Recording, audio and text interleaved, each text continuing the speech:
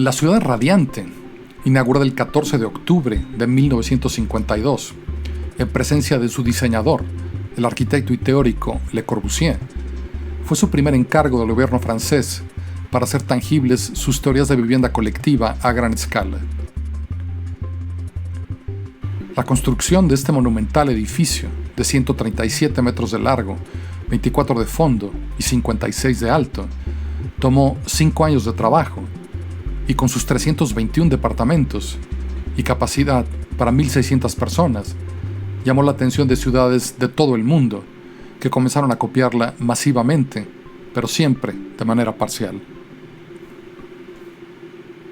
Le Corbusier hablaba de su Cité radieuse como la unidad básica de un proyecto más amplio de transformación de las ciudades, que a sus ojos se desarrollaban de manera anárquica,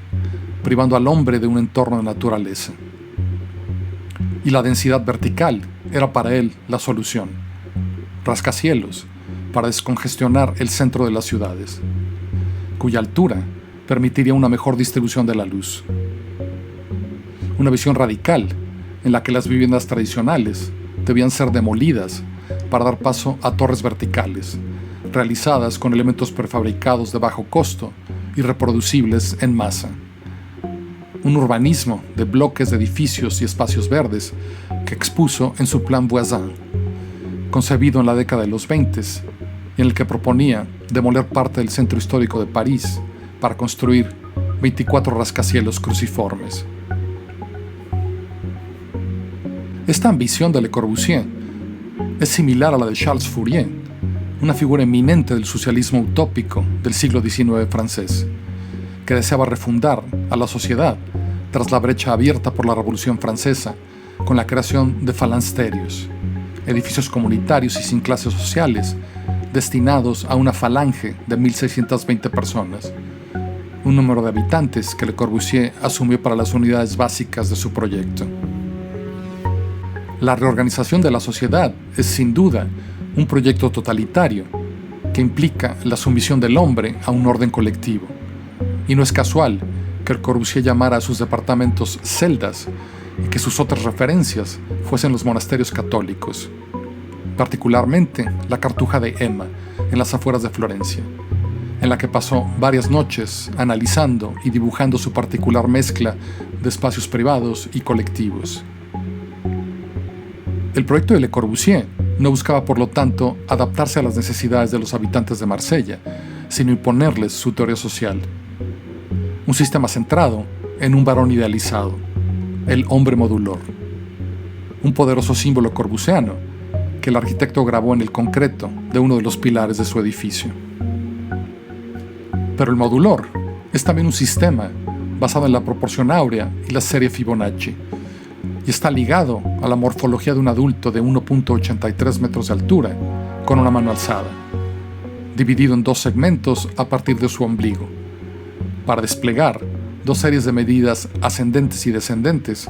que sirvieron de base para dimensionar los elementos estructurales y todos los objetos al interior del edificio. El mobiliario se produjo de manera industrial y para llevarlo a cabo, Le Corbusier se apoyó en talentosos creadores como Jean Prouvé, que diseñó las escaleras de madera, o Charlotte Perriand, que diseñó la cocina. Como la concentración vertical era la respuesta de Le Corbusier a la dispersión horizontal, su cité flota sobre el suelo, alzada sobre 36 columnas para liberar el terreno y generar un enorme parque de 37.000 metros cuadrados para el gozo de todos sus habitantes, en lugar de asignar ese suelo a 321 lotes individuales. La azotea del inmueble refleja sus famosos 5 puntos de la arquitectura moderna, con una terraza pública que recupera el área del suelo de la planta baja para ofrecer a la comunidad del edificio un gimnasio, una pista de atletismo, una piscina infantil, una guardería y un teatro al aire libre. Y a pesar de ser concebida como un desarrollo de interés social, con una superficie promedio de apenas 98 metros cuadrados por vivienda, casi todos los departamentos ofrecen una doble altura en su espacio central para la sala comedor, así como 4 habitaciones y todas las comodidades modernas como agua corriente, baños y aislamiento térmico y acústico comunes hoy, pero muy escasos en esos años. Esos 321 departamentos eran para Le Corbusier los camarotes de un transatlántico en ruta a una utopía, y fueron concebidos como elementos estandarizados y prefabricados en acero que se deslizarían dentro de un entramado de vigas y columnas. Sin embargo, la escasez de ese material en la Europa de los años de la posguerra lo obligó a cambiar por una estructura de concreto armado, que daría luz a la estética brutalista de su etapa de madurez. Hay otras 4 ciudades radiantes en Francia y una en Alemania, pero la más interesante es tal vez la de la comunidad de Firminy-Vert, impulsada por su alcalde Eugène Claudius Petit, que confió a Le Corbusier otros proyectos en su entorno: un estadio, una casa de cultura y una fabulosa iglesia que fue finalmente terminada hace apenas unos años, para completar ese fragmento de ciudad corbusiana que el arquitecto imaginó para ese pequeño poblado al sur de Francia. La idea de una ciudad vertical para Marsella no pasó la prueba de la realidad y acabó transformándose en un edificio de departamentos para una clase media que alberga hoy una población de 1000 profesionistas independientes, sensibles a las intenciones del arquitecto, pese a los problemas del edificio, como la falta de ventilación natural en sus circulaciones internas. Las tiendas y servicios huyeron del edificio y hoy solo queda una panadería, un hotel-restaurante y una librería dedicada a la arquitectura. Los marselleses tal vez no se equivocaron al apodarla la Maison du Fada, la Casa del Loco. Pero a pesar de las disputas y fracasos, el edificio de Le Corbusier se reconoce hoy como una contribución notable al patrimonio arquitectónico. La Cité Radieuse fue clasificada como monumento histórico en Francia en 1986 y como Patrimonio de la Humanidad por la UNESCO en 2016. Yo pasé 4 meses en un departamento de la Cité de Briey-en-Forêt, becado por el gobierno francés, para estudiar ese singular proyecto.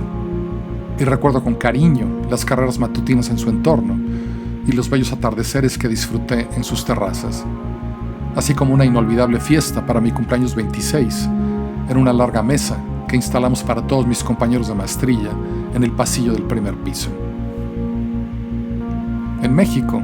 Mario Pani implementó el proyecto corbusiano de 1000 habitantes por hectárea en varios proyectos, que en México acabarían llamándose multifamiliares. Primero en el CUPA, el Centro Urbano Presidente Alemán, que en 1949 triplicó el número de departamentos de la Cité de Marsella, llevándolo a 1000, y años después, en la ciudad habitacional Nonoalco-Tlatelolco, que fue construida entre 1960 y 64, para una población de 70,000 habitantes, alojados en 100 edificios y 12,000 departamentos. Tlatelolco hizo tangible la utopía del México sin vecindades, como escribió Carlos Monsiváis, pero su fulgor fue breve y su historia ha quedado marcada por la matanza de estudiantes en la Plaza de las Tres Culturas en 1968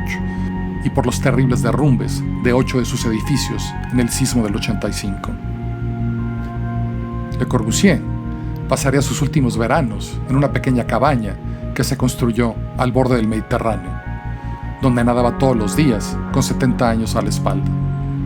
En esa minúscula celda de madera, de apenas 6 metros cuadrados, pintaba, escribía e imaginaba proyectos para Chandigarh, la ciudad que construía al norte de la India en esa época. Su mujer Yvonne había muerto unos años antes y el solitario arquitecto contemplaba su muerte a través de la creación de una fundación a la que donaría todo su archivo, mientras diseñaba su propia tumba, en la que inscribió su lápida de puño y letra, dejando libre solo el espacio para la fecha de su muerte. El cuerpo de Le Corbusier sería encontrado por un pescador en uno de esos veranos, traído de regreso a la playa por la marea. El texto inconcluso que encontraron en su mesa decía: al final, todo termina regresando al mar. La ciudad que soñó para Marsella se desvanecía, pero ni sus críticos más despiadados podían al final negar su coherencia, porque Le Corbusier nunca propuso nada que no se impusiera primero a sí mismo. y la influencia de sus ideas no haría más que crecer con los años.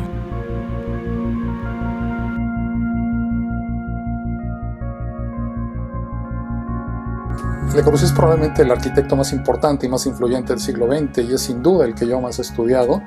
Decidí grabar esta despedida del video en esta zona de mi biblioteca para mostrarles este rayón completo con toda la bibliografía que tengo y que he leído de Le Corbusier, empezando por su obra completa,